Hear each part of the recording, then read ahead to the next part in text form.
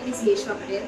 I have done my bachelor's degree in game design and development, and I am looking for my further studies abroad. I was quite unsure and uncertain about this decision, and before that I wanted to explore my field and my interest in my field, so which led me to Frameboxx. At my very first day, I met Mihir sir, who gave me the confidence and really good vibe about my field and my career.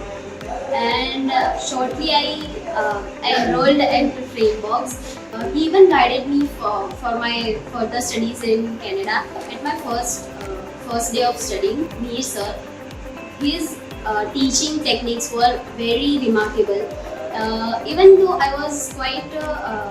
have quite prior experience in the software named Maya, he taught me very innovative and very simplified techniques in that software that it was so much easy for me to use Maya after that. Even his texturing teaching methods were very simplified and straightforward, which made me grasp the concept so fast.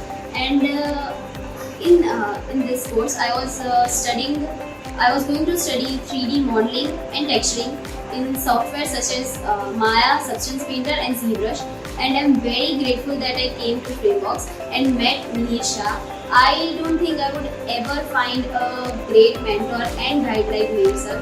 Thank you Mihir sir, thank you Frameboxx.